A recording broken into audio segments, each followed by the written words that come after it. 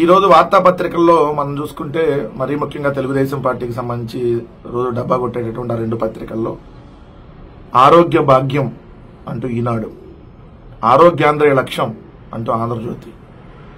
ఎంత హాస్యాస్పదంగా ఉన్నాయండి వార్తలు చూసి. ఆరోగ్య భాగ్యం అని పెట్టారు. అంటే ఆంధ్రప్రదేశ్ రాష్ట్ర ప్రజలందరికీ చంద్రబాబు నాయుడు గారు ఆరోగ్య భాగ్యం కల్పించేశాడని దాని ఉద్దేశం. జగన్మోహన్ రెడ్డి గారు అధికారంలో ఉన్నప్పుడు ఇంటింటికి ఫ్యామిలీ డాక్టర్ కాన్సెప్ట్ ని తీసుకుని వచ్చారు. ప్రతి గ్రామ సచివాలయ పరిధిలో వైఎస్ఆర్ హెల్త్ క్లినిక్లు అని చెప్పి ఏర్పాటు చేశారు. అక్కడే గ్రామంలో ఉచితంగా మెడిసిన్లు ఇచ్చేటటువంటి కార్యక్రమం దగ్గర నుంచి ఇంటింటికి వెళ్లి డాక్టర్లు, ఫ్యామిలీ డాక్టర్, విదేశాల్లో కూడా చాలా దేశాల్లో లేనటువంటి కాన్సెప్ట్, భారతదేశంలో అయితే ఎక్కడా లేదు. అట్లాంటి విలేజ్ హెల్త్ క్లినిక్లను తీసుకుని వచ్చి ఫ్యామిలీ డాక్టర్ కాన్సెప్ట్ ని తీసుకొని వస్తే ఇప్పుడంట మొబైల్ వాహనాలు పెట్టి 25 రకాల సేవలు అందిస్తారంట కొత్తగా ముఖ్యమంత్రి గారు చెబుతున్నారు.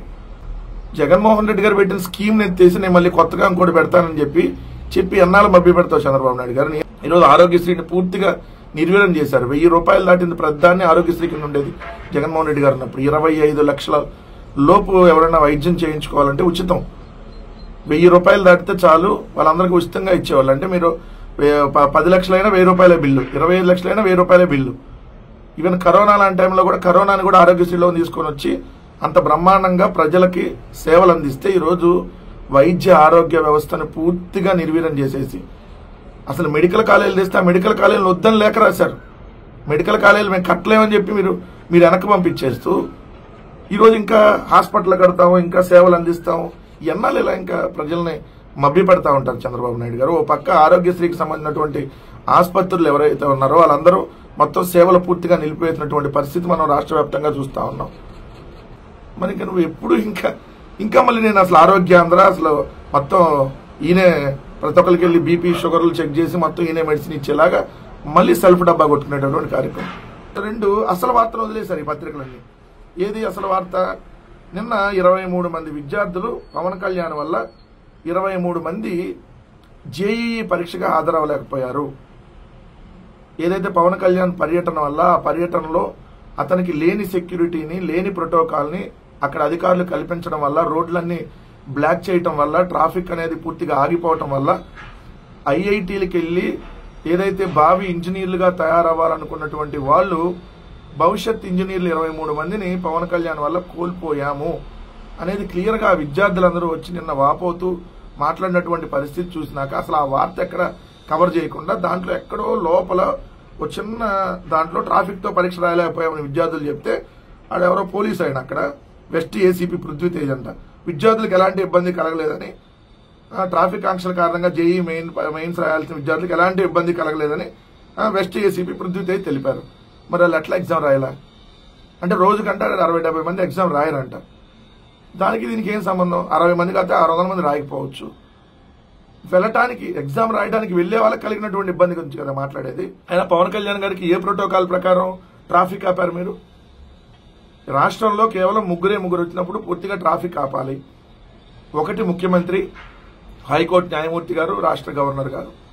ఈ ముగ్గురు కాకుండా మీరు మంత్రులకి, లేకపోతే నారా లోకేష్ వస్తేనో, లేదంటే హోంమంత్రి వస్తేనో, లేదంటే మీరు అన్నట్టుగా పవన్ కళ్యాణ్ మంత్రి వస్తేనో మీరు ట్రాఫిక్ ఆపేయటం. మొన్న నాగబాబు వస్తే అక్కడ కొన్ని 100 మంది పోలీసులు పెట్టారు పిఠాపురంలో. సో ఏం చేద్దాం అనుకుంటున్నారు ఈ రాష్ట్రాన్ని మీరు? ఈరోజు 23 మంది విద్యార్థుల జీవితాలను ఆడుకొని వాళ్ళ ఇంజనీరింగ్ భవిష్యత్తును నాశనం చేసి మీరు ఇప్పుడు వాళ్ళు ఐఐటికి ఇంకా వెళ్ళలేరు. ఐఐటిలో వచ్చే సీట్లు కోల్పోయినటువంటి విద్యార్థులు జేఈ ఎగ్జామ్స్ రాయకపోవటం వల్ల. సో ఇలాంటి పరిస్థితి ఉంటే ఇది వార్త రాయరు. మాట్లాడితే జగన్మోహన్ రెడ్డి గారి ప్రభుత్వం మీద పడి ఏడవటం. మీ పాపం వల్ల, మీ పబ్లిసిటీ పిచ్చ వల్ల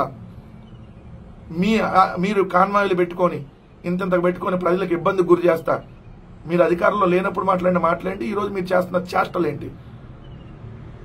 ఇటువంటి వల్ల 23 మంది ఈరోజు పరీక్ష రాయలేకపోతే ఇది వార్త కాదు వాళ్ళ దృష్టిలో. ఇంకొక వార్త, ఆంధ్రప్రదేశ్లో వైఎస్ఆర్ కాంగ్రెస్ పార్టీ శ్రేణుల్ని రెచ్చగొట్టేటటువంటి ఇంకొక వార్త. మాజీ మంత్రి పరిటాల సునీత మాట్లాడిన దాన్ని చాలా బాగా హైలైట్ చేస్తూ జగన్ హెలికాప్టర్ దిక్కుండా అడ్డుకునే దమ్ము మాకుంది. పరిటాల సునీత హెలికాప్టర్ దిక్కుండా పైన అడ్డేసుకుంటారా? అంటే ఏమన్నా జగన్మోహన్ రెడ్డి గారిని ఏమన్నా చేయాలనేటటువంటి కుట్రలో భాగం ఇది. అడ్డుకునే దమ్ము మీకుందా? అంటే రోడ్డు మార్గాన్ని వస్తే రోడ్డు మీద అడ్డుకుంటారు. హెలికాప్టర్లు వస్తే పైన అడ్డుకుంటారంటే దానికి అర్థం ఏంటి? అయినా ఏం చేద్దాం అనుకుంటున్నారు జగన్మోహన్ రెడ్డి గారు? మీరందరూ జగన్మోహన్ రెడ్డి గారు ఏం మీ ఇంటికి వస్తున్నాడా?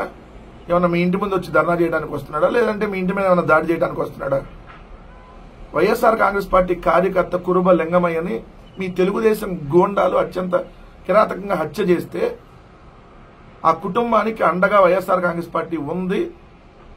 మీరు ధైర్యం కోల్పోవద్దు, మీకు ఎల్లవేళలా మేము ఉంటాము, సో మీకు సంబంధించి అన్ని రకాలుగా వైఎస్ఆర్ కాంగ్రెస్ పార్టీ ఆదుకుంటుందని చెప్పి మా కార్యకర్త కుటుంబాన్ని కలవడానికి జగన్మోహన్ రెడ్డి గారు వస్తుంటే ఆ హెలికాప్టర్ దిక్కుండానే అడ్డుకునే దమ్ము మాకుంది. ఏంటి మీకున్న దమ్ము? 100 మందిని చంపేయటం మీ దమ్ము, అక్రమంగా కిరాతకంగా పొట్టను పెట్టుకునేదే మీ దమ్ము. ఒకళ్ళ ప్రాణాన్ని బతికించండి, అది దమ్ము అంటే. ఎంతమందిని ఇంకా మీరు పొట్టను పెట్టుకుంటారు? మీ పరిటాల ఫ్యాక్షన్ చరిత్ర, రక్త చరిత్రతో కొన్ని 100 కుటుంబాలను రోడ్డును పడవేశారు. ఆ సంస్కృతి మంచిది కాదని చెప్పి అక్కడికి అట్లాంటి ఫ్యాక్షన్ సంస్కృతి ఎక్కడ ఉండకూడదని చెప్పి రాజశేఖర రెడ్డి గారు కానివ్వండి, తర్వాత జగన్మోహన్ రెడ్డి గారు కానివ్వండి, ఎక్కడ అలాంటి ఎంకరేజ్ చేయకుండా మా నాయకులు ఎవరన్నా అట్లాంటి మాట్లాడినా వద్దు, మనం ప్రజాస్వామ్యతంగానే వెళ్ళాలి, ఇది మంచి వాతావరణం కాదని చెప్పి సాక్షాత్తు నీ కొడుకు పరిటాల శ్రీరామ్కి, సునేత గారు మీ కొడుకు పరిటాల శ్రీరామ్ గారికి అత్యంత భద్రత కల్పించింది జగన్మోహన్ రెడ్డి గారి ప్రభుత్వం. అడ్డుకునే దమ్ము మాకుందా? అడ్డుకోండి, అడ్డుకొని ఏదో మీ ఇష్టం ఏం చేయాలని చేయండి. పైన భగవంతుడు ఉన్నాడు, కింద ప్రజలు ఉన్నారు, ప్రతి ఒక్కటి ఖచ్చితంగా గమనిస్తా ఉన్నారు. ఇలాంటి రెచ్చగొట్టి ఇలాంటి చేసేటటువంటి కార్యక్రమానికి ఇప్పటికైనా ఫుల్ స్టాప్ పెట్టకపోతే తర్వాత ఈ రాష్ట్రాన్ని ఆ భగవంతుడు కూడా పదే పదే ఒక అబద్ధాన్ని 4 పత్రికలు, ఏదైతే 150కి పైగా యూట్యూబ్ ఛానళ్ళు, ఒక 10 శాటిలైట్ ఛానళ్ళు ఇవన్నీ కలిసి నిరంతరం జగన్మోహన్ రెడ్డి గారి మీద, జగన్మోహన్ రెడ్డి గారి ప్రభుత్వం మీద బురద జల్లేటటువంటి కార్యక్రమం గడిచిన 5 ఏళ్లుగా చేశారు. మళ్ళీ ఇప్పుడు అధికారంలోకి వచ్చినా కూడా అది కొనసాగిస్తూనే ఉన్నారు. నిన్న చంద్రబాబు నాయుడు గారు డబ్బు కంటే సంకల్పం ముఖ్యం అంట అని సొల్లు చెప్తా ఏపీ బ్రాండ్ నాశనం అయిపోయింది వైకాపా ప్రభుత్వ నిర్వాహకం వల్ల, 10 లక్షల కోట్ల అప్పు మిగిలింది, పెట్టుబడులు రాలేదు, 9 నెలల్లో పరిస్థితి గాడిలో పెట్టాం, 12.02% వృద్ధి రేటు సాధించి దేశంలో 2వ స్థానంలో నిలిచాం. ఎప్పుడు నువ్వు దేశంలో 2వ స్థానంలో నిలిచావు? సిగ్గు శరం లేదు ఇంకా చెప్పుకోవడానికి.